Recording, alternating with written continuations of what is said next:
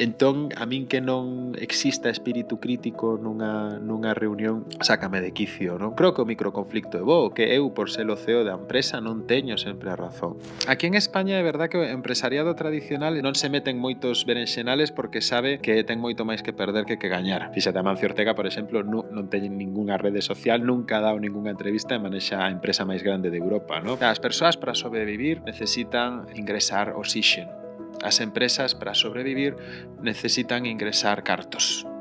Senón non ten sentido a empresa. Porque as ideas non valen nada. É a execución o que vale. A visión creativa sen saber utilizar ferramentas de mercado non vale nada. Eu creo que todo o que temos na vida, as cousas máis importantes, son un regalo. O 80% da xente no mundo vive con menos de 20 euros ao día. 50% da xente vive con menos de $6 ao día. Eu creo que na familia se demostra todavía ese pensamento que tiñan os nosos antigos do pensamento catedral, non? Que facer cousas que non vamos a poder disfrutar na vida. Moitas veces penso, oxalá, se o día de mañán son pai, pois poder ser un pai pois semellante ao meu. E sei que é complicado.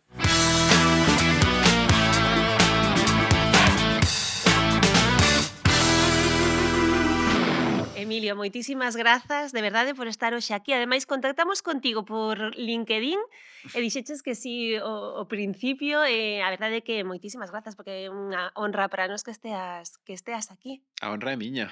E xa por descontado, perdón polo meu galego, que Non, bueno, o xa son galego 15 anos fora. o que se soe dicir é que o mal galego é o que non se fala, non? É Entón, verdade. mira, para eso estamos, para despertar un poquiño o teu galego, que seguro que é maravilloso como todos os galegos, porque non hai galego malo, eu penso, nin galego bo, o sea, que hai que falalo, xa que ademais ti vives en Madrid, unha pequena excusa, que non necesitas ti moitas excusas para vir á terriña, non? Para vir a casa. E veño todos os meses. Ti és de Caldas, non? De Caldas de Reis, teño ali unha pequena casiña, Ujú. e todos os meses veño, pero sin falta. Incluso cando vivín en Alemania, estiven viñendo todos os meses. O sea, cortar o pelo, non? A cortar o pelo. Falábamos antes que este é o primeiro mes que non vou a Caldas, e mira como teño o pelo, porque sempre vou ao mesmo peluqueiro, a Iso é Gael. algo creo que é bastante común. Eu tamén cando vivín un tempo fora, non curtaba o pelo en Madrid nunca. Sempre agardaba e aquí o meu peluqueiro de toda a vida, non? Que che coñece, sobre todo coa que tes xa como unha relación, non? Sí, e no meu caso que non ten ningún tipo de sentido, porque chego á peluquería e digo, rápamo ao 2 ou ao 3. Bueno, son esas costumbres, esas pequenas tamén excusiñas, non? Para coller o coche, coller o avión, estar un poquiño na casa. Tes morriña de Galicia. Sí, moita. Eu fago todo o posible por volver aquí. Mm. Dende que me fun con 21 anos a traballar a Madrid e despois estiven por Suecia, por Alemania, sempre tiven medio pé en Galicia. Ujú. Todos os meus proxectos que fago, aparte do meu proxecto Foco, que Belka, están en Galicia. Teño, por exemplo, o Instituto Galego do Talento, que é a maior comunidade de galegos profesionais en LinkedIn. Em, Intento invertir solamente en startups galegas, como por exemplo Baneta, que é unha empresa que está en Nigrán, Ujú. precisamente. Ah, mira, onde Eh, case vivo eu. Case. Pois alí fabricamos comida plant-based, Ajá. pero bueno, facemos unha zorza galega Ah, sí? que é increíble. Ah, pois mira, Increíble. pois teño que Águeda buscala. e Manuel son os chefs e teñen unha, non sei, teñen unha man pa cociña tremenda, non? Cando os coñecín fun nun furancho, e claro, ti cando vas a un furancho e te poñen zorza, pois pensas que va a ser zorza de cerdo. Ujú. Entón tomamos a zorza e os invitados que estábamos ali dixemos: que zorza máis boa, tal". Entón, de repente, sae a cociñeira e di que sepades que o que habéis comido non é zorza de cerdo, é zorza de soja. O Ah, soja estilo zorza galega. E dixen eu, sí. non pode ser, non? E falei con eles e dixenlles que isto había que facelo crecer e a ver se conseguíamos poñer esa zorza de soja, ¿no? por, Ujú. por toda España. Ten algo que ver de algún xeito, non? Coa túa empresa, non? Que tamén hai unha defensa, non? Do medio ambiente, non? Tratar de coidar Mm. máis o medio ambiente, tamén quizáis reducindo un pouquiño a inxesta de carne, pois con este tipo de zorza, neste caso. Sí, no caso das motos eléctricas, pois o que tratamos de facer é descarbonizar as cidades, eliminar as partículas contaminantes bueno, que causan, según a Axencia Europea de Medio Ambiente, case 30.000 mortes ao ano en España, un montón de enfermidades cardiovasculares. Se di a Organización Mundial da Saúde que a mala calidade do aire está vinculada a máis de 101 concretamente enfermidades distintas para o ser humano. Entón, nosotros o que tratamos de facer é poñer vehículos eléctricos nos centros das cidades, pero sen ser unos haters do Ujú. vehículo de combustión, ¿no? Creemos que poden convivir as dúas modalidades, pero sí que creemos que aí onde está máis concentrada a xente, onde a xente está convivindo e respirando aire, pois é onde máis sentido pode ter o vehículo eléctrico. Ujú. E de aí esas motos eléctricas. Imos falar despois, nada, nun anaquiño moito disto, pero estabas a falar diso da relación con Galicia, non? Que a tes moi dentro. De feito, Semente Capital, non? Está a piques de saír, bueno, cando escoiten ou vexan isto, que se pode ver en YouTube e en Spotify, que se poden suscribir, pero xa estará presentado, non? Que é Pois sí, é exactamente? outro proxecto para Galicia, porque xa non sei que montar Xa non aquí sabes que facer para vir aquí.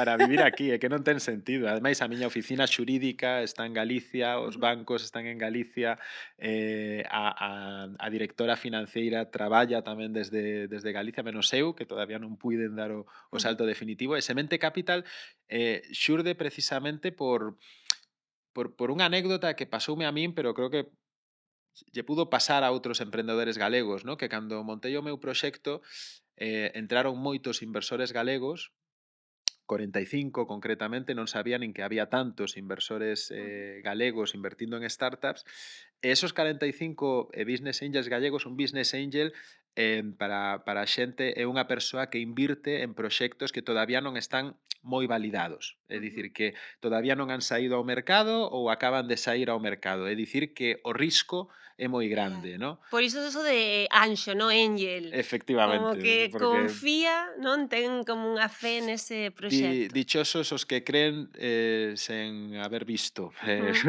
un pouco Sí, eso, un ¿no? pouco iso. Un Em, pouco tamén a intuición, non, e o namorarse dese proxecto, supoño. Efectivamente. Entón, varios destos inversores máis eu, pois xuntámonos e dicimos: "Oye, xa é hora de que os inversores galegos se coñezan, Ujú, e xa é hora de que os emprendedores galegos que están indo fora, como foi o meu caso, a buscar inversores e a buscar capital, teñan tamén un buzón aquí en Galicia para poder deixar o seu proxecto en fases iniciais e que haiga pois inversores e unha estructura preparada para atender ese proxecto e para mm, darle mentoría, para darle asesoramento e tamén, chegado o caso, pois tamén facilitarlles capital. ujú. O sea, que aproveitas a viaxe para estar aquí connosco, para presentar isto, e ías estar uns días na casiña, pero tampouco, porque xa tes máis cousas, é que non paras. Porque Eh, ademais, es o CEO, cofundador de Belka. A ver, seguro que me olvido de moitas cousas. Tamén es como entrevistador, fas artigos. Escribiches un libro. Estás todo isto que dixeches do IGATA, e de Semente Semente Capital. Capital, non che dá o día. Non é posible. Como fas? Bueno, porque é moi fácil, os meus traballos son os meus hobbies tamén. Entón, pode ser un pouco friki, pero a min gústame a inversión. Entón, se me gusta a inversión en startups, se gústame estar con emprendedores e axudar a emprendedores, porque eu recibín moita axuda no pasado. É imposible sacar unha empresa adelante se non tes Mm, axuda desinteresada de moita xente, porque agora para mí é moi fácil relacionarme coa xente porque teño unha traxectoria bueno, a xente ábreme a porta facilmente, ¿no? Pero cando estaba empezando non había demostrado nada e sí que sentín esa xenerosidade por parte de moita xente mm, que prestoume coñecementos, ferramentas, mentorías e agora pois eu creo que o único que trato é de devolverlle un pouquiño das cousas que se me han dado gratis no mundo, que son a maioría,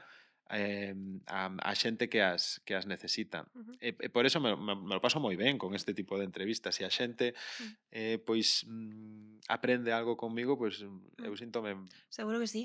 Seguro que moi moito, contento. porque é curioso iso que dis, non? Da xenerosidade no mundo da empresa. Creo que é algo que do que se fala pouco. non? Porque un pensa nunha empresa de éxito ou no mundo empresarial como unha especie de mar cheo de tiburóns, non? Pero hai Eh, estes xestos, non? Que igual se descoñecen e é moi bonito que ti tamén os poñas sobre a mesa. sí, eu creo que hai unha concepción da empresa un pouquiño negativa e non a comparto porque o concepto que teño de empresa e de empresario é moi positivo. Eu entendo a empresa como unha ferramenta para levar valor á xente, para solucionar problemas da xente, para solucionar conflictos da xente. É simplemente unha ferramenta, non é un fin.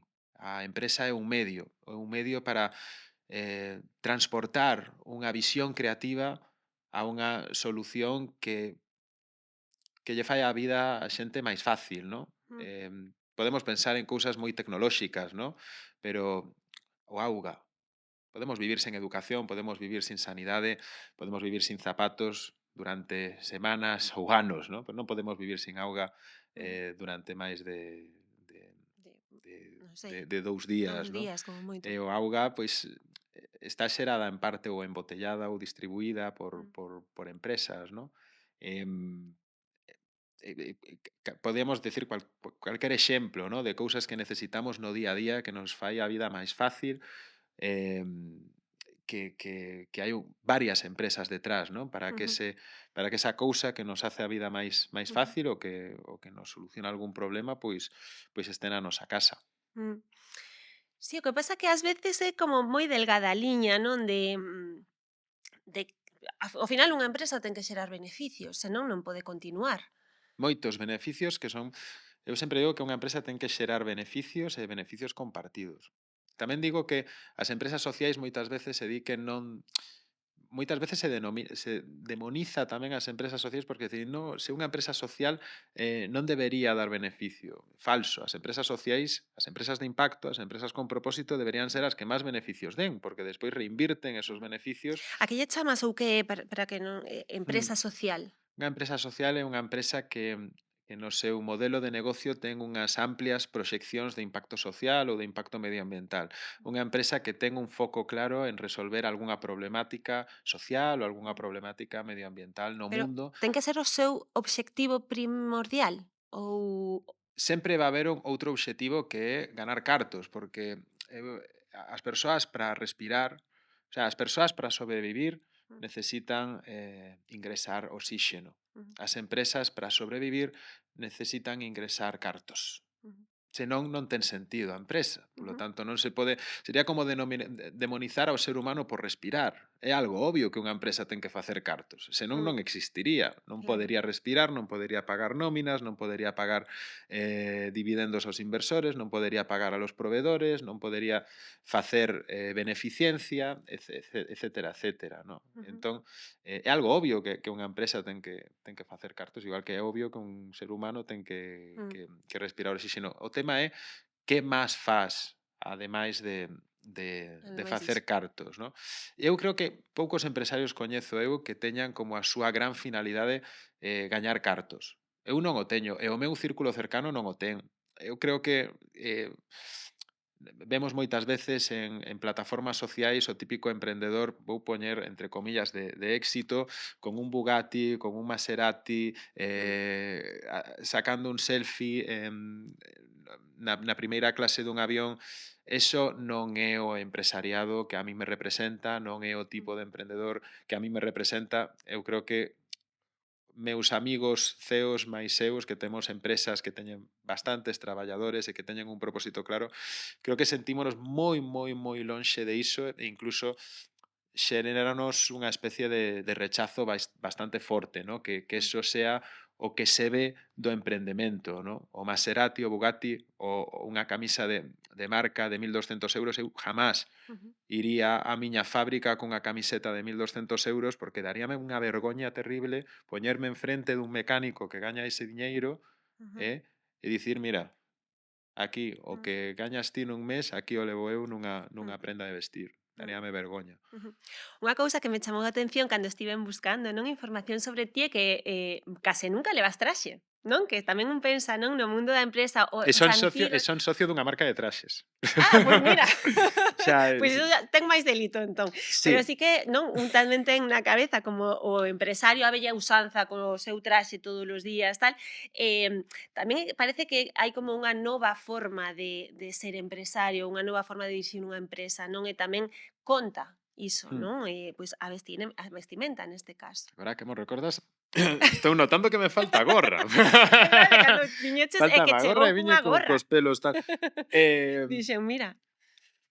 a min gústame os traxes, de feito son inversor nunha marca Ujú. de traxes, temos ateliers por toda España, chamase Boom, pero sí que é certo que no día a día para que me vou poñer traxes se vou a un polígono industrial. Non son Mm, os códigos de vestimenta. claro. Estaría moi fora. Eu traballo nun entorno normal, donde se vou en traxe vou a ser un bicho raro e seamos francos, tampouco me apetece ir a un polígono industrial en É traxe. que é máis incómodo, no fondo.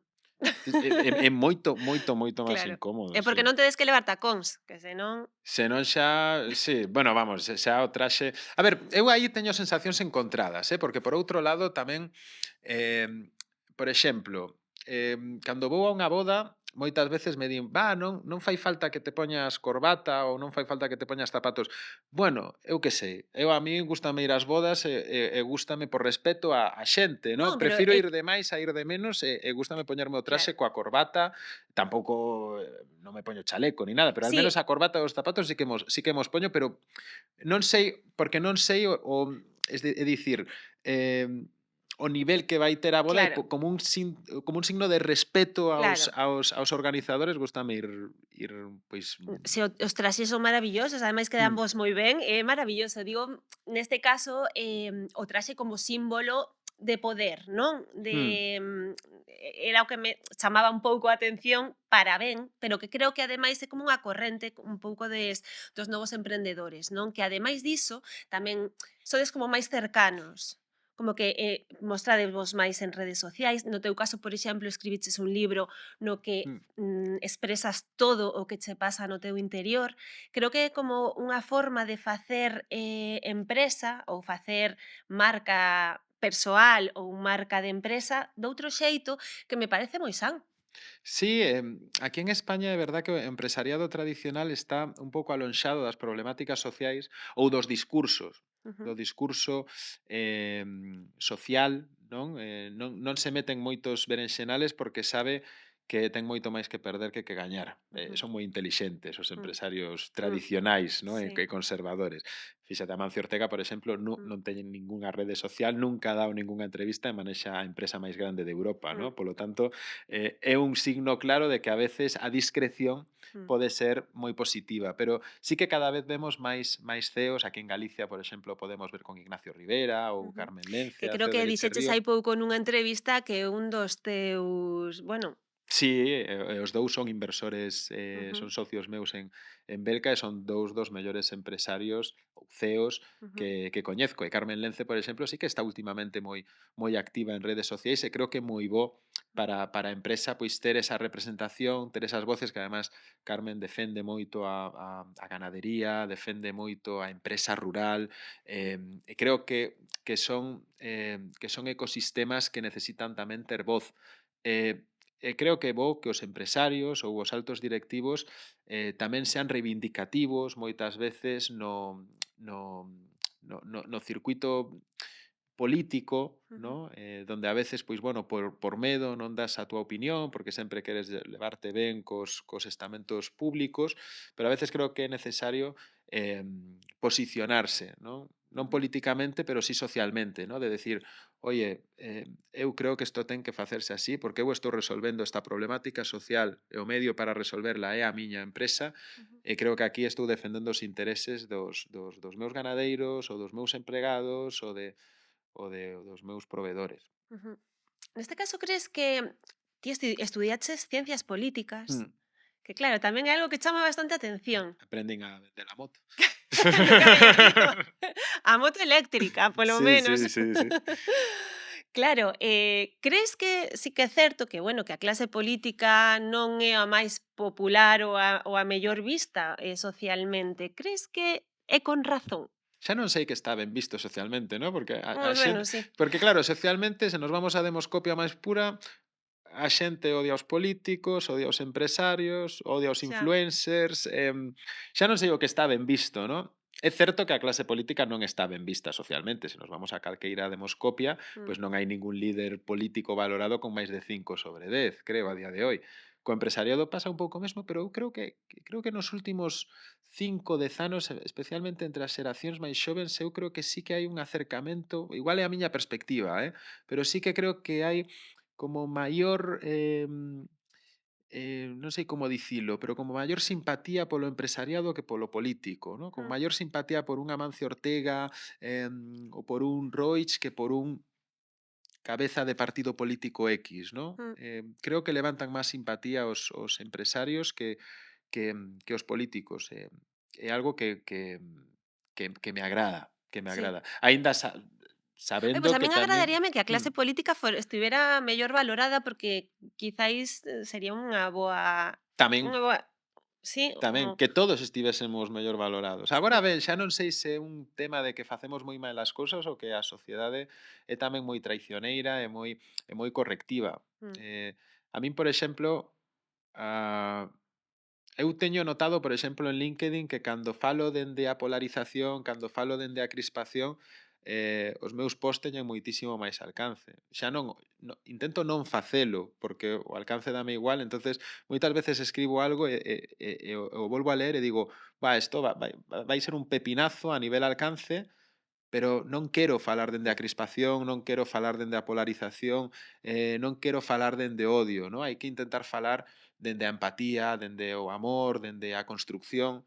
É algo que intento facer. Sé que non é tan sexy falar dende a empatía e falar dende a bueno, depende de construcción. para quen. Xa, A min depende de para quen, pero sí, non genera como tanto sí, non, alcance, iso é ¿no? certo, sí. Pero xera cousas moito máis importantes que o alcance. Eu creo que, Mm. que o alcance ou os likes ou este tipo de cosas que a veces se buscan nesta economía da atención, creo que non é tan importante como o coñecemento que podes Ujú, aportar, o valor constructivo que podes aportar. ujú. Crees que hai espazo para iso a día de hoxe nas redes sociais? Eu creo que hai espazo e hai audiencia. O que pasa que non é a maioritaria. Mm, A maioritaria non consume contenido de calidad, non consume contido dun aspecto crítico pois moi elevado, porque non non, lle inte- non estamos agora mesmo nun momento no que parezca que nos apetezca rayarnos demasiado. mm. Buscamos contenido inmediato, fácil, eh, Como máis para evadirnos quizáis sí. ou para reforzar o que xa pensamos tamén. Fai unha semana recordo que nun viaxe en tren de 4 horas senteime ao carón dunha chica da miña idade, estivo 4 horas consumindo en TikTok Mm, vídeos de 15 segundos que é imposible que recorde mm. absolutamente nada do que fixo en 4 horas. Eu digo, 4 horas. 4 horas ao día, ao ano son moitas horas. E son é moita xente facendo eso, non? Se usásemos todas esas horas que es tempo morto, tempo matado, en facer algo productivo, xa seríamos unha sociedade alucinante. Mm. Non sei se antes o faciamos. Non sei se antes éramos que non tiñamos iso, éramos moi alucinantes. Non o sei, é que eu tamén penso moito iso, Mm. moitas veces vexo canto tempo perdín, porque en moitos casos he perdido nas redes sociais e digo: "Uf, canto", o sea, eu como a moita xente, non, pero iso, pero anos atrás ou cando falamos da xuventude, non, que dicimos: "É que están todo o tempo co móvil e non", digo: "Vale, nos eu non estaba todo o tempo co móvil, porque non había móvil, pero tampouco é que fixera grandes cousas". Non sei, entón teño Sí, que esa facía a xente? Pois, dicotomía ás veces, non? non sei que facía a xente, o que teño a percepción que tamén falo simplemente polo que he podido ver en Mm, documentais, películas ou libros, ¿no? Pero teño a sensación de que a xente necesita estar consumindo mm, constantemente. O sí, sea, creo que vivimos nunha sociedade de consumo tremenda, onde se non estou consumindo unha camiseta que non necesito, uns zapatos que non necesito, estou consumindo un vídeo de mm, TikTok que non necesito. mm, E ao cabo do ano son moitas cousas que non necesitas que has consumido sí, e que xenera pois distraccións, xenera pois falta de productividade, xenera que despois digamos, ai, non teño aforros, mm, bueno, pois porque gastaches tamén diñeiro en cousas que, claro. que, que ao mellor non necesitabas. Pero o que máis me preocupa é que pasemos tanto tempo diante do móvil e Ujú, inclúyome. mm, Creo que aí estamos perdendo moitísimo tempo en, en chamar a atención, outro día dicía ya un amigo que pasa moitísimo, moitísimo tempo en Instagram e dicía algo así como em, que prefires? Chamar moito a atención e non ser útil ou ser útil e non chamar nada a atención, non? Eu creo que se poñemos así a frase, eu creo que todo o mundo prefere ser útil mm, antes que chamar a atención, non? Pero estamos, eu creo que estamos, pois iso, nunha economía da atención, onde o máis importante é a atención. E despois iso o relacionamos cos últimos estudos de que quere a xente menor de 18 anos ser na vida e a primeira vocación profesional que está saindo é ser influencer, é ser creador de mm, contidos, ¿no? Polo tanto, bueno, aí vemos unha correlación clara, ¿no? Consumimos tanto contido mm. audiovisual que ao final o que vamos a crear é que moita xente quera esa vida que a veces pode parecer hasta aspiracional, ¿no? Sí, porque, bueno, porque pode parecer fácil. A min non me parece fácil en absoluto, porque hai No. eu ese nivel de exposición ou ese nivel de crítica, o sea, eu non podería soportalo. Creo que tes que ser de outra pasta, non? Pero e ademais que dos que se queren dedicar a iso, ao final chega un ou dous. Bueno, era como tamén antes todo o mundo quería ser actor ou actriz, non Ou astronauta, e ou mira cantos astronauta, bueno, iban eu de ser pequena astronautas. astronauta veterinaria, como penso que todos os nenos e nenas sí, Sí, da pero miña fíxate época. que antes a xente quería ser astronauta, ou médico, o que sexa, ¿no? E hai un proceso para ser astronauta Sí, que é moi complicado, sí. pero a xente creo que Bueno, por quere eso non o fun eu sí. probablemente, porque teño un pouco de claustrofobia tamén, Eu non podería. para que dicilo, non, eu non podería. Sí. A min Pero páganme un montón de diñeiro, por exemplo, para ir na cápsula esta de non, non, non. Bezos e non, Ainda por riba imposible, tes que non? pagalo ti. Claro, Sí, unha sí, sí. non, parecería horroroso, non, que o vexan os demais, está moi ben, pero, bueno, non sei, está moi ben, eso é un debate. Pero sí, bueno, volvendo, os teus inicios, ti estudiaches, ciencias políticas, tamén, Relacións recursos humanos e laborais. relacións laborais, en Santiago, marchaches da vila de Caldas de Reis a Santiago, e tiveches como moita actividade, non tanto creo que non tanto igual dentro das aulas, pero si fora, o sea, como que che estimulou de outro xeito a Sí, universidade. moitísimo máis fora das aulas. A min sempre gustoume moito o voluntariado, sempre fixen voluntariado.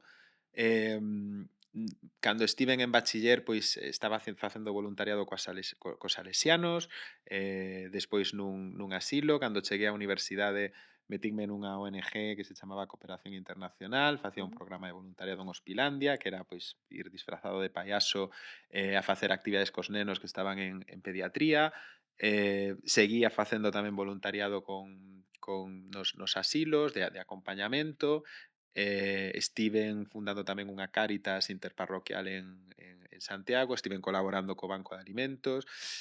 O meu sono era colaborar con estas ONGs e poder irme de voluntariado a Uganda, a Guatemala, para facer escolas, pero para iso necesitas cartos, porque o voluntariado, sí, claro, hai voluntariado que podes facer simplemente invertindo tempo, pero outro voluntariado que necesitas cartos para facelo. Se queres ir a Mm, Uganda a construir unha escola, pois imagínate, claro. eu que veño dunha familia normal, non vou que xa meus pais moitas veces dicían: "Fas demasiado voluntariado, fillo".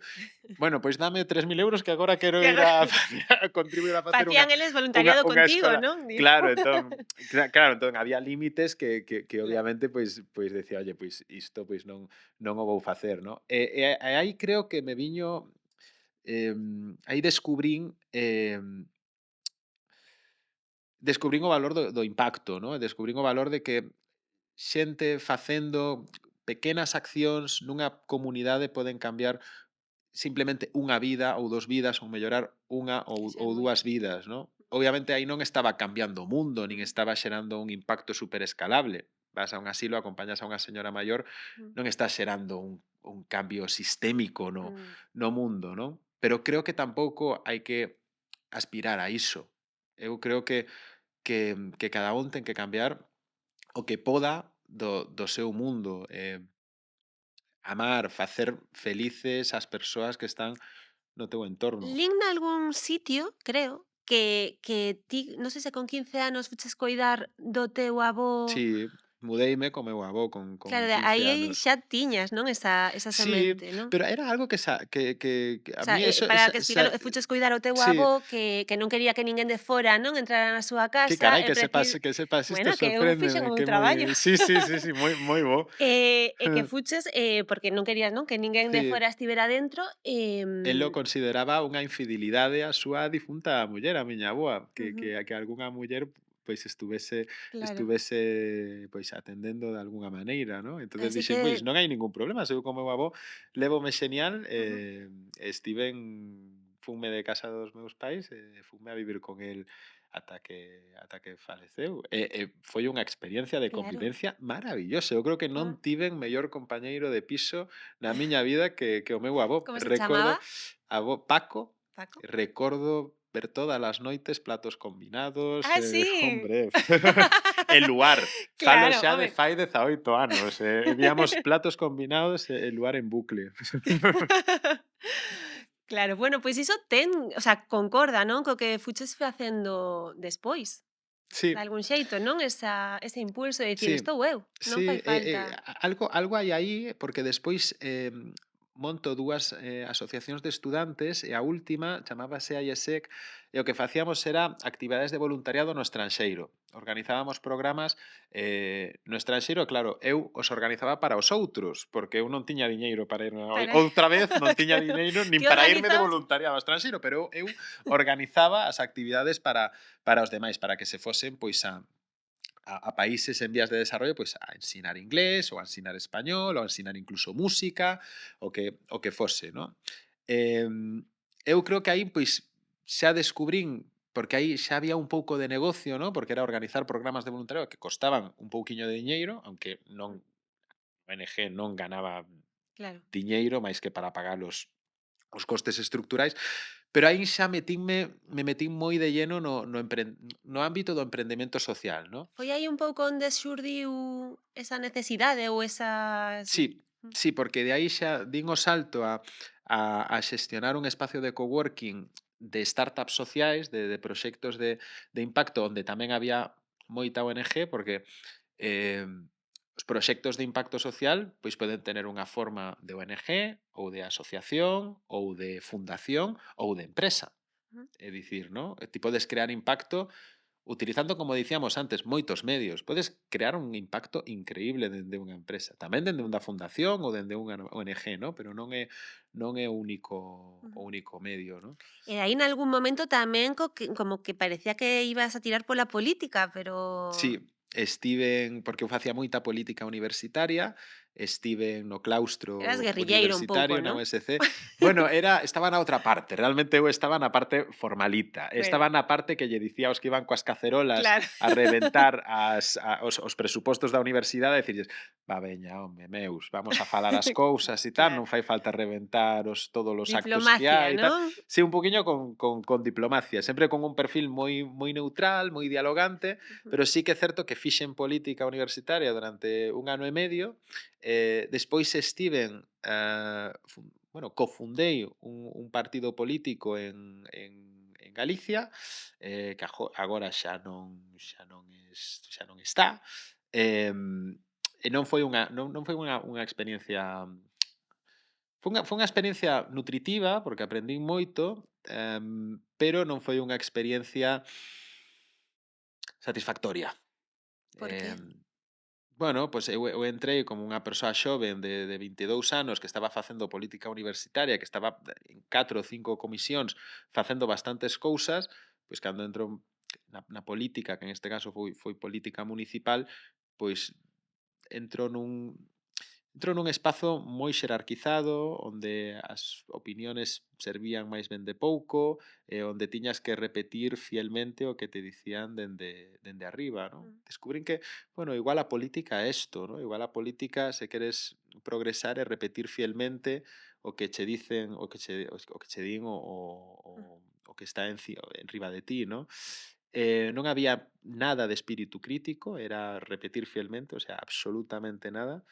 Entón, a min que non exista espírito crítico nunha reunión sácame de quicio, non? Porque eu no mundo da empresa discuto moito coa xente, cos meus socios, cos meus empregados, pero creo que o microconflicto é bo, creo que hai que mm, respetar todas as ideas, e creo que eu, por ser o CEO da empresa, non teño sempre a razón. De feito, admiro moito aos empregados que me din que me levan a contraria.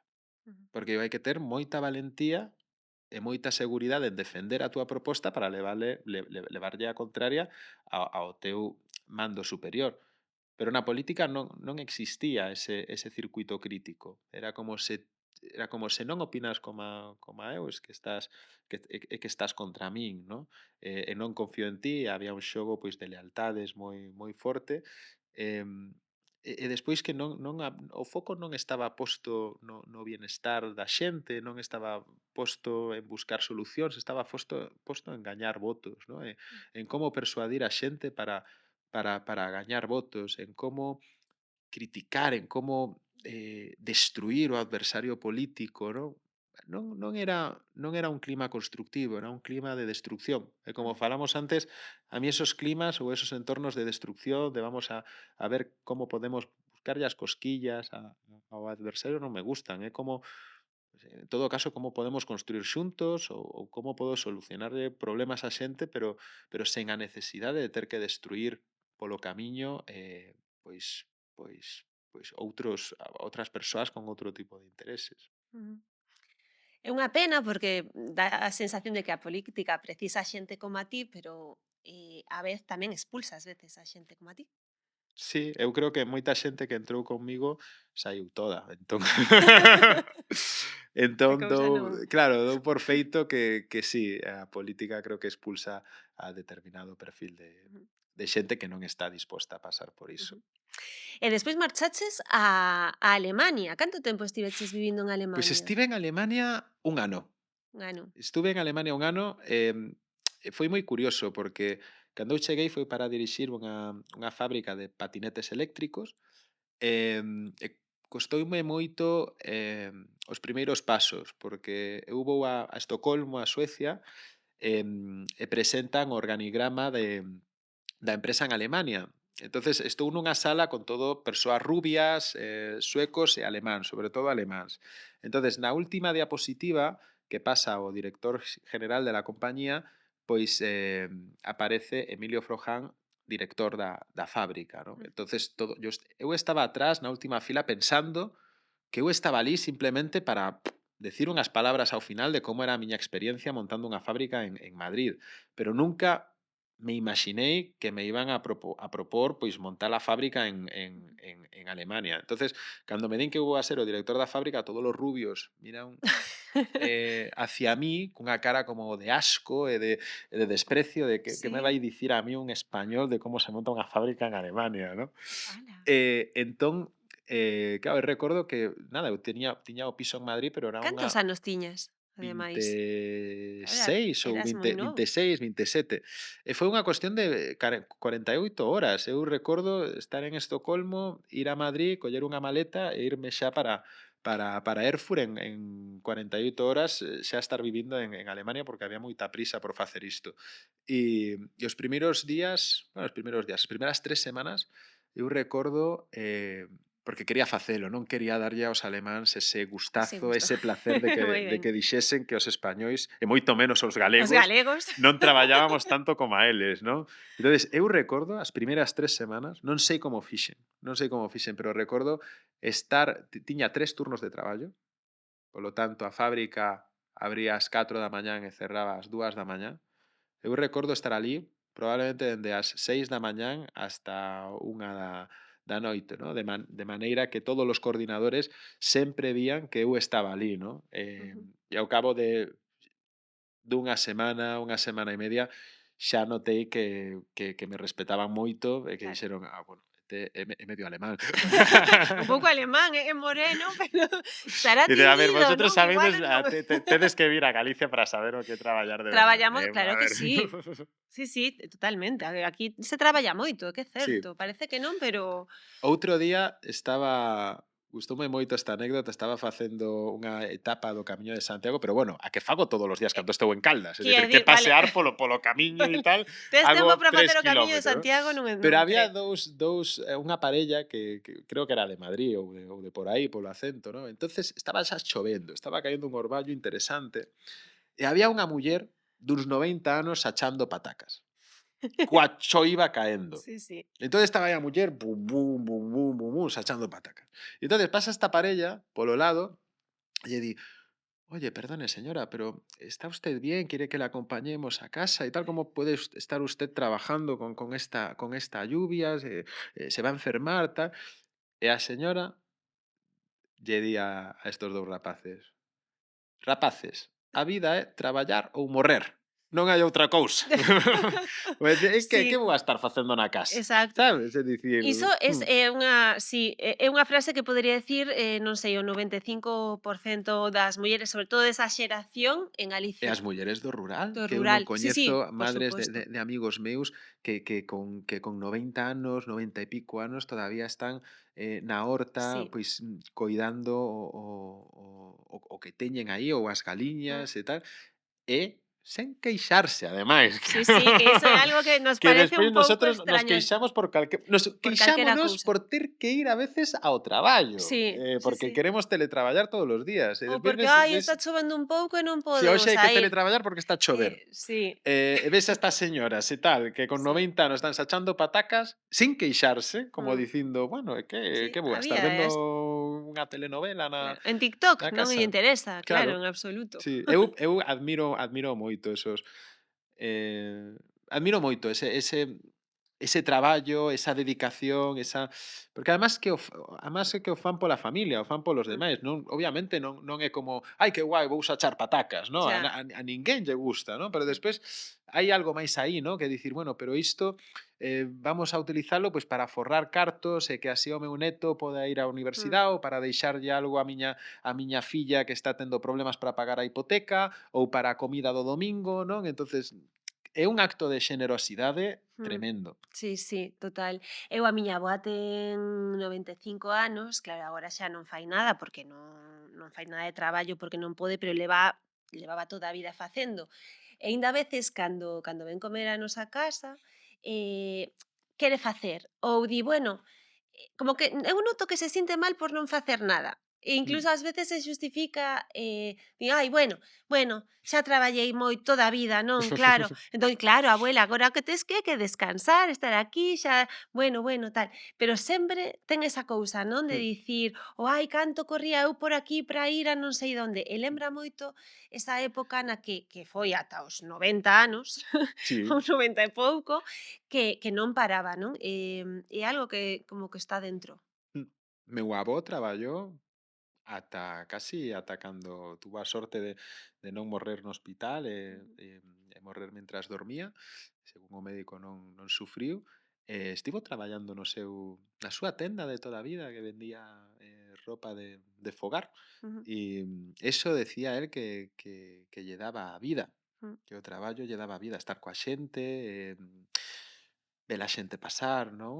mm, Sentirse, eu creo que é sobre todo sentirse útil. mm. Algo herdaches del, polo que vexo, non? Por Bueno, esos son esa capacidade de traballo, non?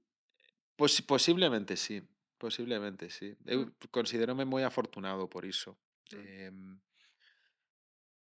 Considero moi afortunado, a verdade, porque a saúde sempre me ha respetado, mm, estou con madeira, o traballo sempre ha estado comigo, a día de hoxe nunca he pedido unha non sei o que é ir ao médico e pedir unha baixa mm. ou o sea, non sei nin como se fai o procedemento de pedir un día de paro ou de pedir unha baixa Ujú. pero pero entendo que hai que pedilo, Sí, obviamente, sí, por cando supuesto. se necesita axuda, obviamente hai que levantar a man Mm, e pedirllo, por eso considérome súper afortunado por mm, non saber como se fai o proceso ujú, de de ter que pedir, por exemplo, unha ujú. unha baixa. He tramitado moitas na miña empresa, Claro. pero eu nunca teño a sorte de non habela pedido nunca. Ujú. E que non a teñas que pedir nunca. E non tela que pedir, claro, unha Entón, de sorte. Alemaña dixeches: "Eu aquí, está moi ben aquí organizando todo isto, pero eu quero montar a miña propia empresa". Non creo que Sí, era algo que sale xa tiñas de antes, pero aí xurdiu esa idea xurdiu aí. de que quero facer Aí esta empresa. xa levaba 2 fábricas ou 2 centros de ensamblaxe montados de patinetes eléctricos, entón, volvo a España, fago un PowerPoint, cuns diseños dunhas motos eléctricas moi parecidas a unhas que había visto por Berlín. Eu Ujú, cando vivía en Erfurt, cada 2 semanas iba a Berlín, para facer reunións co equipo que estaba ali, non? E cando iba a Berlín, pois vía unha marca de motos que me gustaba moito e que dixen: patinetes eléctricos, motos eléctricas, tampouco será moi difícil o cambio, ¿no? Entonces empecé a investigar como fabricar motos eléctricas, coñecía toda a red de proveedores que había en China, porque ujú, ao final case todos os materiais cos que fabricábamos os patinetes eléctricos viñan de Asia. Entonces mm, a red de proveedores xa coñecía, ¿no? Entón reunín ao meu equipo de confianza en Madrid, nunha sala, enseñeilles un PowerPoint. E lles dixen se querían ser os meus socios, que se querían ser os meus socios, pois iba a telos que despedir ajá. e iban a ter que estar sin cobrar un ano. E ademais tiñan que poner cartos. Todo boas Non, novas, non? Dixeron: claro, "Ah, soa moi apetecible". eles estaban, ademais, a compañía para a que traballábamos era sueca. Ujú, Imagínate as condicións suecas son claro. unha maravilla, non? Entón, ao día seguinte, chámanme todos en bloque e me din: "Emilio, vamos a pedir un crédito personal, em, e vamos a irnos contigo ao que vayas a montar todos Ujú, xuntos", non? Pasaron de ser os meus empregados a ser los meus socios, pero contando cun risco altísimo, porque, deixan unha empresa que estaba funcionando moi mm, ben, ponen todos os aforros a súa da vida. súa vida, nunha idea, e poñémonos co máis importante, que é traballar para que esa idea teña un sentido, no mercado, e Ujú, sea unha idea, pois que trascienda e que teña unha certa significación. ujú, Porque as ideas non valen nada. Eu por eso, se teño unha boa idea, teño que compartila con xente que sabe executar, porque é a execución o que vale. A visión creativa sen saber utilizar ferramentas de mercado, non vale nada. ujú, Hoxe en día non vale nada. E se pode ver con calquer tipo de empresa ou de negocio ou de e-commerce, pero incluso artistas cos que falo, xente que ten unha habilidade e unha capacidade creativa increíble, que hoxe en día, por moita capacidade creativa que teñas, por moito talento creador que teñas, se non vai acompañado do uso, de ferramentas de marketing, de posicionamento, de negocio, é moi difícil triunfar. Non? ujú. Claro, entón comezaches, o sea, a túa primeira reunión cos socios foron cos teus compañeiros, non? Os que eran Bueno, eu a mí gustame a regla do 3, entón entrevistei a 3 grupos de cofundadores. ajá, Pero os outros 2 que entrevistei, que son 2 persoas que son bastante coñecidas no mundo dos negocios, eran perfís moi parecidos ao meu. ujú, Entón, como eran perfís moi parecidos ao meu, dixen: "Va, necesito xente que me complemente, mm, necesito xente, ademais quería xente coa que xa hubiese traballado, non? Porque iba a ser moito máis fácil crear a estructura. Pero sí, fixen a regla do 3 de reunirme con 3 grupos de cofundadores e elixir, non? Que moitas Ujú. veces o normal é emprender sempre con xente do teu entorno máis cercano. E metes a túa moza, a tu mozo, a tu cuñado, a túa irmá, a teu amigo da universidade, que está ben, e case Ujú. todos os casos de éxito son así. Emprendes con xente cercana porque ninguén que non sexa moi cercano vai traballar gratis para ti, Claro. ou contigo, non? Entón, por eso, os emprendementos soen ser con xente da máis íntima confianza. Pero, aínda así, eu quería profesionalizar un pouco o proceso de comparar con que cofundador me iba a sentir Ujú. máis a gusto, non? E como foron eses inicios? Porque os inicios sempre son difíciles ou duros, non? Pois foron terroríficos, Sí. porque isto arranca en febreiro de 2020. Poñemos toda a carne no asador en febreiro de 2020, en marzo de 2020 estalla a pandemia. Claro. Entón, bueno, aí estivemos a punto de morrer, xa no mes no mes 1, porque non podías Xa, matricular motos, claro. todas las todo habíamos gastado todo o presuposto de marketing en conseguir un montón de probas das 3 motos de preserie Ujú. que fixemos, e claro, non podes facer probas porque estás confinado na casa, non? Claro. Pero xa toda a inversión en marketing que tiñamos, xa esa primeira bala, xa xa perdimos, non? Entón, ao final nunha empresa, o que tes o marketing é unha parte do presuposto que dache flechas, non? E Mm, tes que acertar na diana, non? A nós, pois, a diana desapareceu de repente, claro. e as flechas, pois, non servían para nada, e tiven que pedir axuda, por LinkedIn, en este caso, a xente e dicir as cousas claras, non? Claro. Hemos montado isto, pero necesitamos capital extra Para sair para subsistir estos próximos meses e despois para facer que isto crezca, non? Porque hemos tido un inconveniente que que bueno, pero é un que se inconveniente que escapaba vos a claro, é claro, un inconvinte que todo o mundo tiña. claro. Entonces, os inversores Empatizaban de algún xeito. empatizaban, pero por outro lado, claro, empatizas máis cos que xa has invertido, porque Claro, claro, os inversores dicían, vale, sí, pareceme un proxecto moi bonito, pero primeiro teño que salvar as miñas empresas que xa claro. teño invertidas que o están pasando mal, non? Mm, Nunha época de vacas moi flacas como foi o confinamiento ou a pandemia, pois a xente pois que ten fillos, ou que ten fillos, se teñen un problema económico grande, están pensando en salvar o benestar dos seus fillos e claro. non en ter fillos novos, non? Sí. Pois os inversores igual, estaban co clip de Ujú. salvar a de salvar aos seus pues, as súas invertidas, non? Entón, pedinlle diñeiro a xente que normalmente non invirte. Ou Tipo, que invirte, pero non esas cantidades, non? mm, Xente que podía poñer, pois, 5.000, 10.000, 15.000 euros, non? E a pedín por LinkedIn. E sorprendeume porque en 48 horas estaba xa cerrada a a ronda de inversión. E despois dixen: "Va, pois parece que isto está gustando a xente", non? E, el 4 meses despois fixen outra que tamén captamos 750.000 euros en menos de 4 horas tamén. mm. Entón, E que foi o que fixo que a xente se animara nesa época tan difícil? pois que é certo que nese momento había sido o récord de equity crowdfunding. Equity crowdfunding é cando ti públicamente ofreces participacións da túa empresa. Ujú. Eh, nunha plataforma especializada, non? Entonces, eu o que fago é emitir novas participacións da miña empresa e venderllas a xente que confía no meu proxecto como unha oportunidade de inversión, non? Eh, eu creo que a clave foi que comunicamos moi ben. Comunicamos moi ben en que consistía o proxecto, era moi claro, eh, era algo que podes tocar, que podes ver, tiñamos xa o produto montado, eh, e despois tivemos moitísimo apoio tamén por parte de inversores de Galicia. Empresarios galegos que nunca antes habían invertido nunha startup, que non sabían o que era Mm.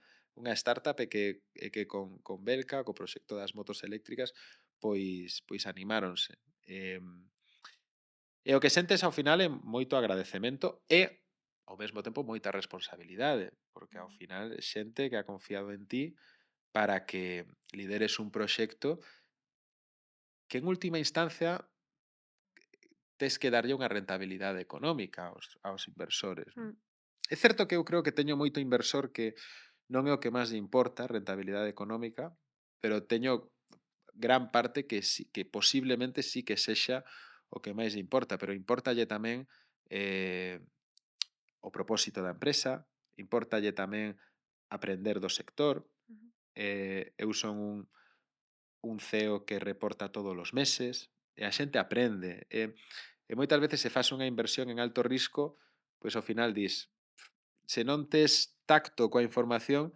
pois dis, bueno, pois isto non me ha servido de nada. He metido ujú, 20.000 euros nesta empresa, a empresa 4 anos despois desaparece e che quedas pois con cara de tonto, non? Pero se durante esos 4 anos o CEO ou o equipo cofundador ha estado reportando, ha estado mm. dicindo como vai o desenvolvemento da empresa, ha ido contando los problemas, os desafíos que houbo, non?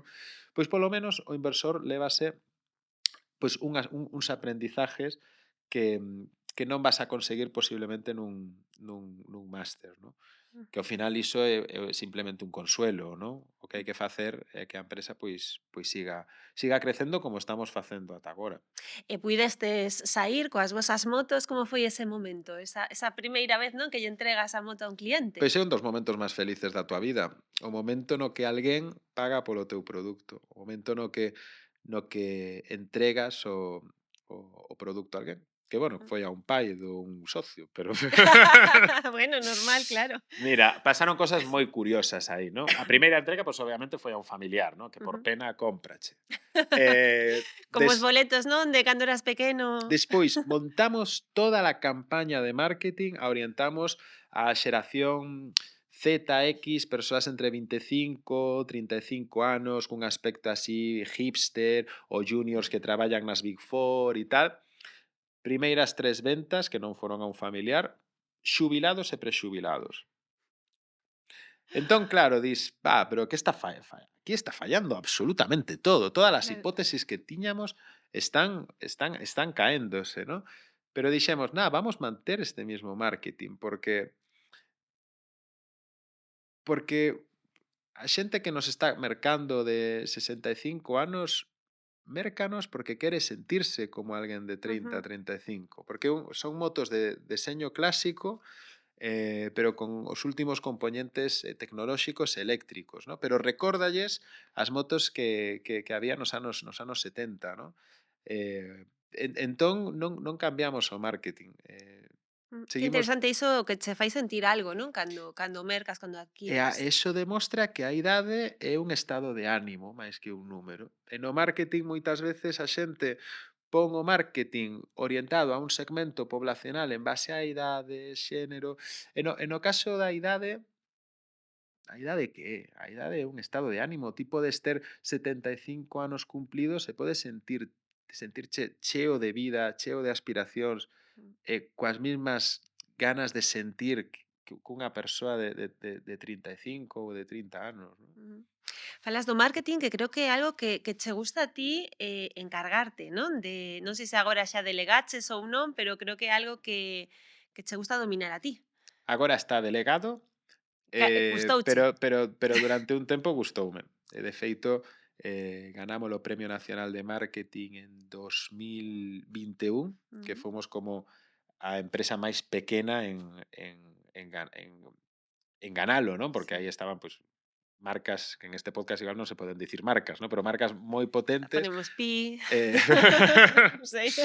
e Podes despois dicilo. e despois e despois Podes sí, vai dicilo sen estar problema. estar ao lado, pois, de Burger King ou de Adolfo Ujú, Domínguez cando ti tes soamente, pois, un ano de vida, pois é como, mm, algo estamos facendo ben, non? mm. É certo que o primeiro ano fixemos moito marketing de influencers. em, E funcionaba? bueno, teño os meus aprendizaxes encontrados, non? Eu creo que sí, porque se ti ves a tele, case todos os anuncios son automoción e perfumes. Ujú. Entón, é certo que unha marca de automoción ten que transmitir moita seguridade, moita confianza, moita experiencia, e nosotros acabamos de nacer. E non podemos facer tele porque é bastante caro, ¿no? Sí. Marketing de influencers tamén é moi Tamén é caro caro. agora, non É sei moi antes, pero caro. agora É sí que moi caro. Entón, pero bueno, algo temos que facer para darnos claro. para ser coñecidos, ¿no? Para tener un pouco de Ujú. recoñecemento de marca, ¿no? Entonces fixemos unha campaña de influencers moi grande onde lle dimos, eu creo que unhas 10 motos,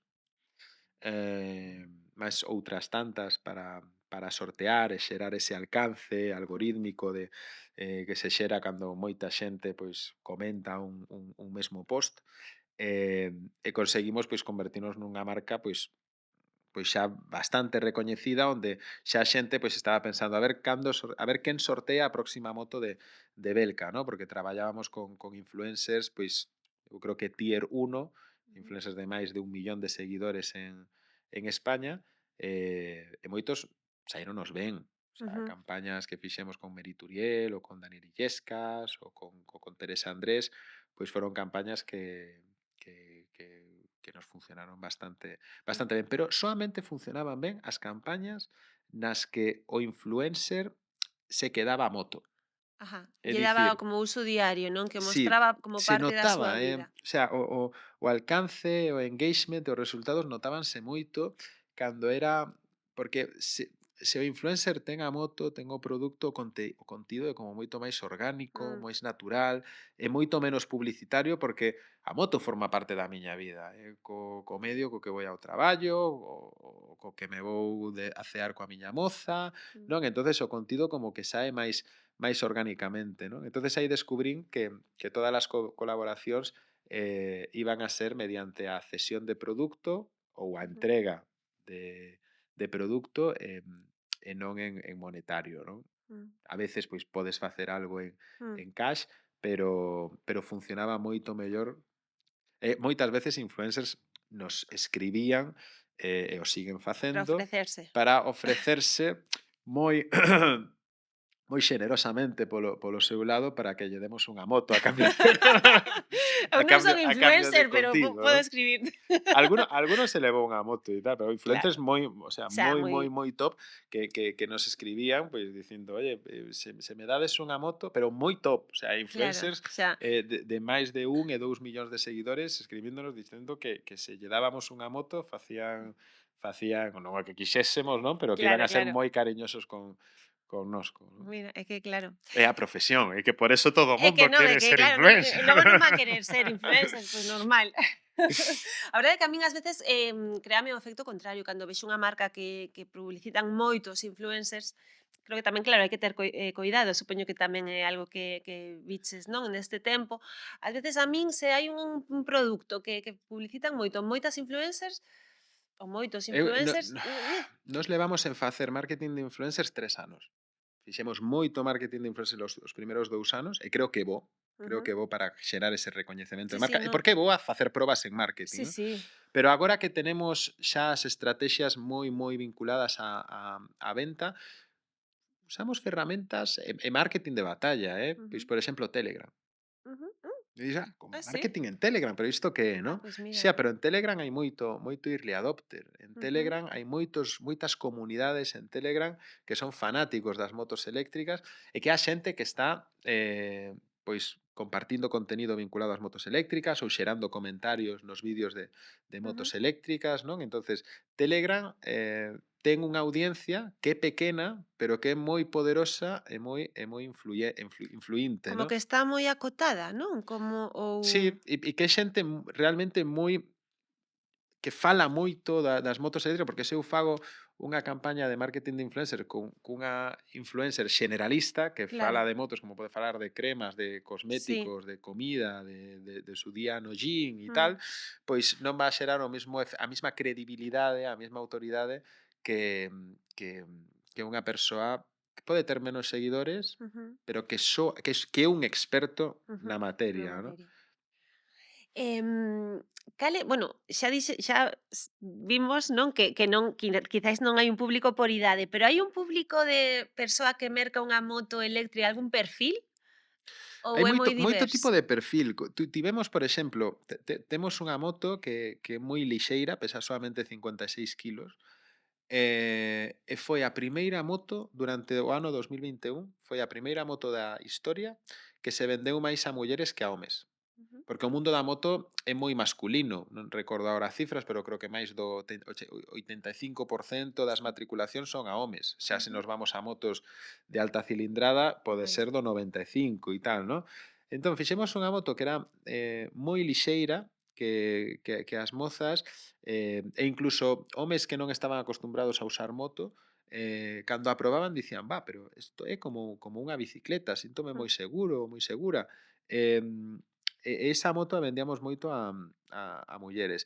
E despois está mulleres bastante bueno, en idades é que temos de todo, é que claro que non se pode. non hai ningún tipo de lóxica marketingiana para definir o que pasa coas idades. O sea, Ya, mercano xente de 25 anos, pero sobre todo mercano xente de 55, 55 anos, prexubilación, teño xa os fillos indo á universidade, dame mm, igual a vida, vou mercar unha custom eléctrica. ujú, Iso é o que vexo. Eu vou case sempre ás ferias e veo un patrón de comportamento, que home de 55 anos entrando coa muller. ujú. Entón, o home de 55 anos sabe que se lle mostra a custom eléctrica tipo Harley, a muller vai dicirlle vámonos de aquí. Pero o home di, mira, cariño, que moto máis bonita. Empeza coa estilo a de vacacións en Roma, que temos unha moto Sí. que é estilo a Italia dos anos 60 e tal, ¿no? E, mira esta, que bonita, tipo eléctrica, pero que parece unha mezcla entre Vespa e Lambreta, vacaciones en Roma, tal, e ya. A muller empeza a decir, bueno, pois sí que é moi bonita, además con batería extraíble, non hai que poñerlle gasolina e tal, moi bonita, non? Pouco a pouco a va levando a custom. Xa cando a muller está convencida de que necesitamos unha moto eléctrica, aí di, e se monta aí na custom e tal, e dice, que che parece? Quédame ben, non? E bueno, Entón, agora xa o ten que pelear na casa. claro, claro, teñen que facer así as súas, non, Sí. os seus negocios entre eles. Hmm. Pero a motivación para mercar unha moto eléctrica, en vez de mercar unha que non sexa eléctrica, non, que sexa de combustión, cal é? Non é sostenibilidade. Non é a Eso sostenibilidade. temos comprobado. Non O o sexa, que non non nos somos, no sostenibles, non no queremos no ser no. sostibles. Non nos Non nos mercan por ser non nos sostenibles. Non non non nos non non preocupa o nos medio mercan ambiente. pouco. Eu creo que Mm, pouco. Creo que pouco. Todavía os patróns de consumo non son 100% responsables, non? Ou conscientes. Estamos todavía nun período de transición, eu creo que nun momento de evangelización e de educación, non? A xente cómpranos todavía por conveniencia, por deseño, por funcionalidade, e a sostenibilidade está entre o terceiro e o cuarto factor de compra, non? ou sexa, que primeiro deseño ou, futuro aforro, non? Efectivamente, esa conveniencia do aforro e de non ter que levar a moto á gasolineira que nas cidades Mm, cada vez hai menos, porque son motos urbanas, nas cidades cada vez hai menos ujú, gasolineiras no centro das cidades. Em, pero por sostenibilidade non é.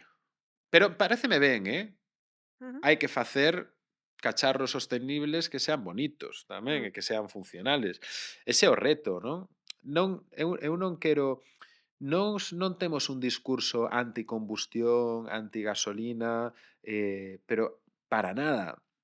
Creemos que teñen que convivir os dous modelos e creemos que a opción eléctrica é unha opción non soamente máis sostible, senón que gastas menos en mantemento da moto, non? Porque non Ujú. hai filtro de aire, non hai filtro de aceite, o vehículo non necesita prácticamente ningún tipo de mantenimiento, o sea, o mantemento é prácticamente gratis nunha moto eléctrica. Afórraste o imposto de circulación, em, Aforras o imposto de circulación? non casi no 100% dos ayuntamentos está bonificado Ah, ata sí? un 75%. Mm, non sabía. Aforras en gasolina, porque non gastas prácticamente nada. 5.000 kilómetros en moto eléctrica os fas con 15 euros aproximadamente de Ujú. gasto de factura de luz. Cal é a autonomía da batería? Pois temos a moto que ha sido elexida por 2 anos consecutivo como moto eléctrica do ano, que chamase Belka One. Esa moto ten 220 kilómetros de autonomía. Ujú, A xente podese pensar que nós, cando deseñamos unha moto eléctrica, o que facemos é empezar dende cero. Non. Collemos as motos de combustión máis matriculadas e máis vendidas e intentamos replicala ujú, en eléctrico. Que queremos replicar? Bueno, componentes de deseño, componentes de usabilidade, funcionalidade e de fiabilidade. É dicir, cando chega unha persoa pola tenda, nos vai dicir, bueno, pero esta é como a de combustión que se vende tanto de X marca, ¿no? E nosotros dicir, sí, pero non vas a ter que gastar cartos en gasolina, o ujú, mantemento é moito máis económico, etcétera, etcétera, ¿no? Entón, moitas veces estamos máis pendentes de que é o que se está matriculando en gasolina do ujú, que se matricula en eléctrico, non? Porque o que queremos é pois coller aos clientes pois que utilizan motos de gasolina utilitarias mm, e que se cambien ao eléctrico. E non o van a facer por sostenibilidade, o van a facer porque teñen unha moto que é ujú, mellor en prestacións ujú, que a de combustión. ujú. E as baterías poden cargarse na casa? Como? Cárganse en calquer enchufe normal, igual Ujú, que un teléfono móvil, e despois temos motos que podes sacar a batería, teñen batería extraíble, a podes cargar pois na cocina, nunha oficina ou onde ujú, queiras, e despois temos motos que xa teñen pois unha batería moito máis grande, que esas motos as tes que cargar o cargas nun suco, nun enchufe normal, pero non podes extraer a batería. Entonces ujú. tes que Es que levar a moto. cargar la moto, pero non necesitas ningún tipo de infraestructura de carga ni ningún tipo Ujú, de enchufe especial. Lo cargas en tu garaje normal de casa con ujú, un suco normal donde ujú, conectas una tostadora o un teléfono móvil. ujú, Lo mismo. Es que será el principal pain, ¿no? De mm. las personas que tienen una moto, pues normalmente no se van a poner una infraestructura de carga Na casa. en casa, ¿no? Nos coches sí, ¿no? En los coches sí, Normalmente para sí. que cargue rápido, ¿no? Pero bueno, la intensidad a la que carga una moto Claro, eléctrica no con tiene. un enchufe normal en 4 horas está cargada de cero Ujú. a 100. E pensaba outro día, igual é unha pregunta absurda, pero a Seguro que no. crees que vos afectará o apagón do 28 de abril? É unha pregunta absurda. Non, quero dicir, Que si claro, nos si afectó. que se de algún non, se de algún xeito, cara ao futuro, ao final é algo eléctrico que precisas cargar con crees que Bueno, pode pero haber a gasolina necesita si tamén tamén precisa, xa os suministradores de gasolina. Non se puido echar gasolina o 28 de abril porque as sí, porque tamén gasolineras estaban funcionan sí, con pero bueno, podías electricidade, sí, podías pero bueno, sempre podes facelo doutro xeito, supoño, pero digo, non sei, porque con xusto bidóns, como hai. íamos Bueno, eu creo que non, eu creo que iso ha sido espero que haxa sido un acontecemento aislado. sí, Eu creo que non nos vai a afectar. Que sí que é certo é que vai moi lento esa transición. En España, comparado mm, con outros países, sí, comparado con países nórdicos, pois estamos a cola de Europa en penetración de vehículos cero emisións ou eléctricos mm, con respecto á combustión, ¿no? Temos aí un reto moi grande, os ujú, fabricantes de vehículos eléctricos, que temos mm, que demostrar todavía con máis ahínco as bondades dos nosos produtos, ¿no? mm. A xente aínda é un pouco conservadora, nese caso de non poder parar, botar Eu creo que gasolina sí, e seguir. eu creo que sí. Gústanos as cosas de toda a vida, gústanos Mm, moito cambiar, eu o entendo. claro. Pero bueno, eu creo que pouquiño a pouquiño, pois a xente va facendo ese tipo de cambios. Ujú. Es optimista a ti, non? Che creas, Non, E se dáme a sensación. Lin o teu libro son bastante optimista, pero son un notábase optimista con experiencia, entón, un ben optimista informado, prudente, non? Entón non un tanto. optimista prudente, sí, Xa. sí. Pois é que, bueno, escribiches un libro que se chama Gratitude, Mm. Bueno, gratitude, por que sintes ti gratitude?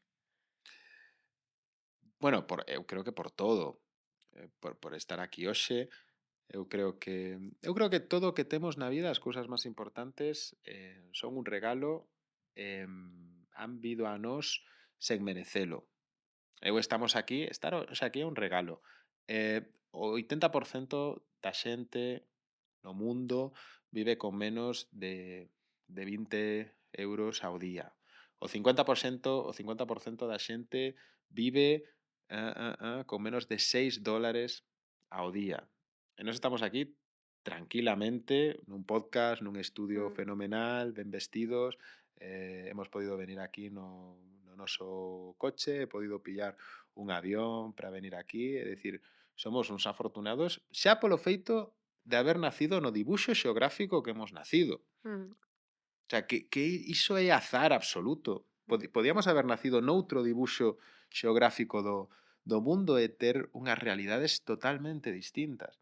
ujú, E iso fai que teña, pois, moita gratitude pola vida. E despois, al menos eu nacín nunha familia que creo que tiven a sorte de que deume unha educación pois moi bonita, uns valores moi bonitos, que creo que é o máis bonito que pode ser dar dunha familia, e isas son as cousas polas que sinto gratitude, e moitas son un regalo e son parte do azar. ujú. Bueno, eu sempre digo que son o que son en sobre todo grazas aos meus pais, non? Porque tamén sinto que tiven moitísima sorte, por moitas cousas, non? Con eles. Ti tamén, o sea, sempre que falas deles ou no mesmo libro que aparecen, tamén, non? Notase moita admiración e moita gratitude, non? Sí, eu creo que son todo na vida. Eh, Moitas veces penso, oxalá se o día de mañán son pai, pois poder ser mm, un pai pois semellante ao meu. Ujú. E sei que é complicado. Ujú.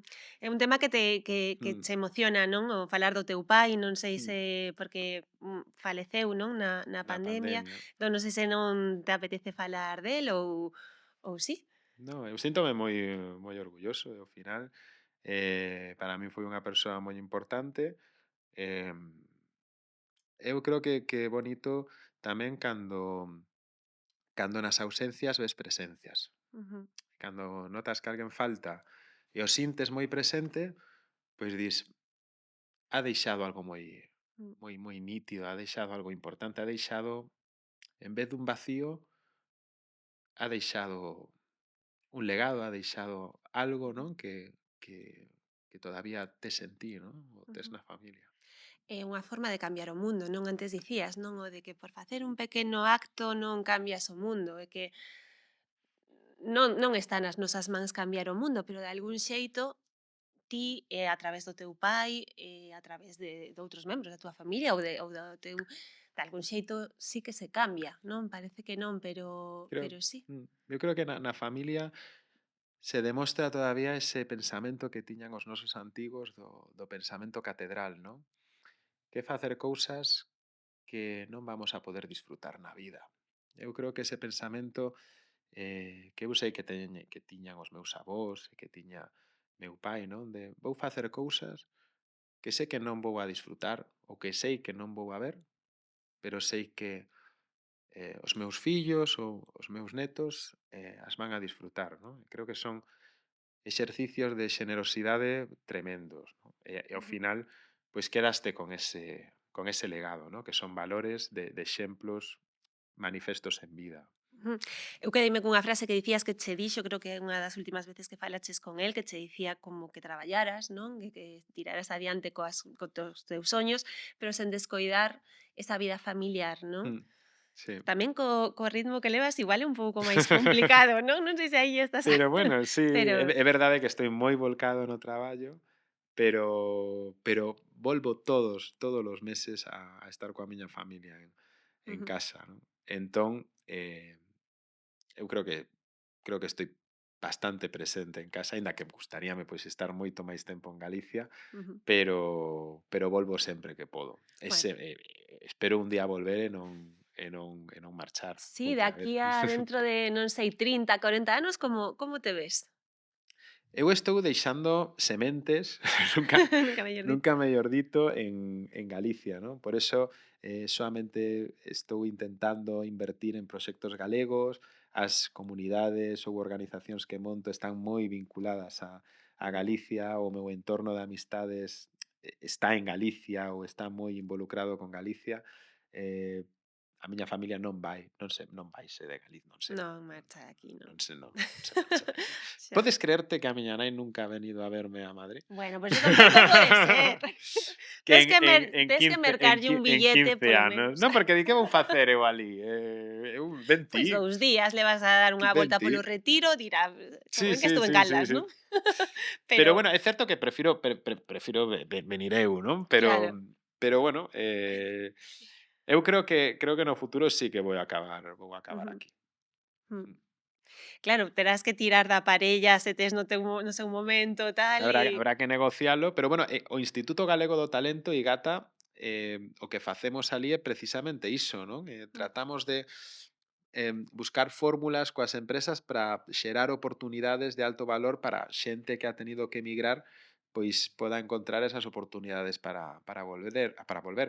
Galicia é un país moi unha nación, unha ujú, rexión moi migrante, non? sí.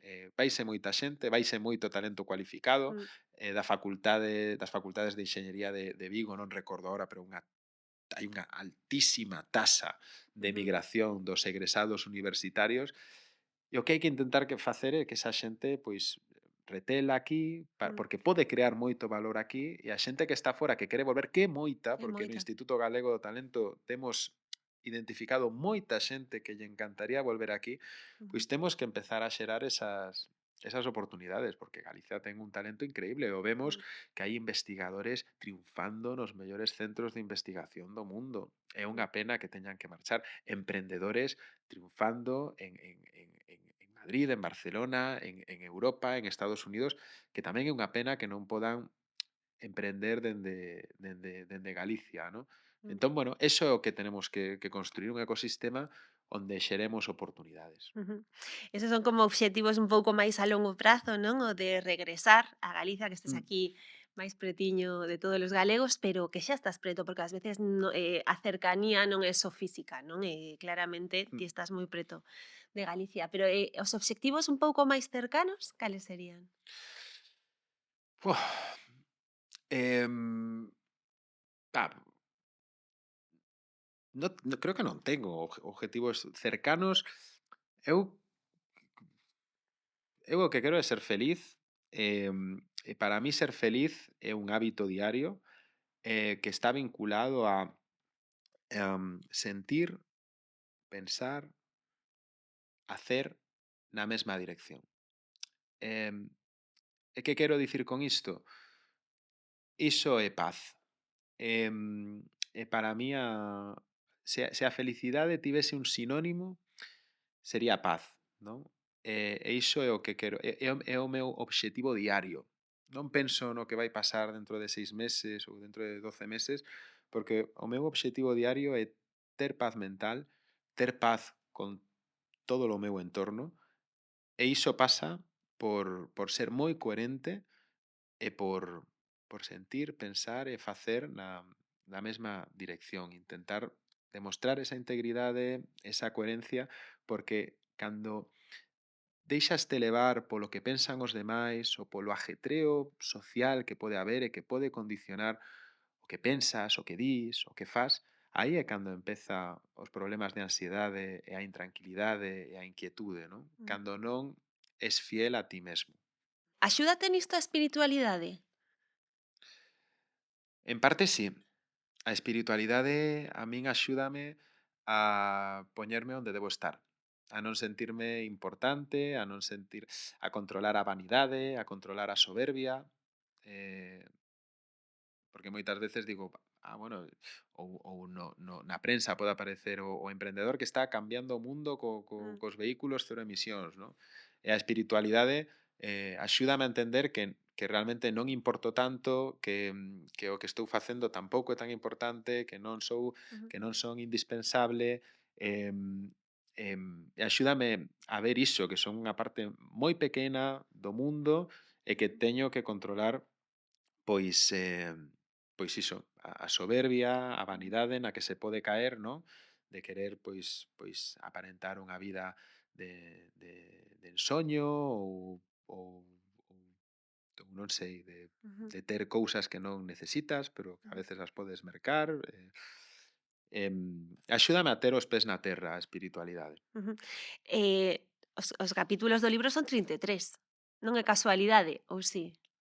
É que 33 é a idade que teño agora, pero Pero non escribiches con no, pero 33. sempre foi o meu número, 33, sempre foi como o meu número da sorte. Antes era o 13, despois foi o 33, entonces, bueno, pois é algo como máxico para mí, non? Entón, Ujú, pois, bueno, levaba 32 capítulos escritos e dixen: "Va, teño que montar un máis un máis. porque teña que quedarme 33", non? Pero, bueno, ao final o libro foi o regalo de cumpleanos do meu pai, Ujú, para os seus 65 anos, que el tiña os 65 anos, pois, moi marcados, non? Porque era a fecha da súa xubilación. ujú, Eh, bueno, foi como nunca me planteei escribir un libro, pero como a él lle gustáballe como escribía e tal, mm, pois dixen, bueno, vou a facelo como un proxecto moi personal, porque nin ajá, sequera fixen campaña ujú. do libro, nin nada, pero bueno, está aí para que o quera ler. Gratitude. Mm. Sí. Pois, falando de gratitude, moitísimas grazas por estar hoxe aquí, por esta conversa tan interesante e tan humana, ¿no? Porque ás veces o mundo da empresa, os emprendedores tamén, non? E incluso os novos ves emprendedores ves que non paran, que están de aquí para alá, que todo moi para fora, pero tamén esa parte reflexiva, non? Que hai en ti e que a compartas connosco, pois a verdade é que é un pracer e teño que agradecercho moito. Bueno, o pracer é meu e moitas grazas pola entrevista e ademais agradezco que hayas estado estudando cosas da miña vida Home, porque ha sido unha entrevista moi profesional, a verdad. non sei que esperabas. Pois nada, grazas.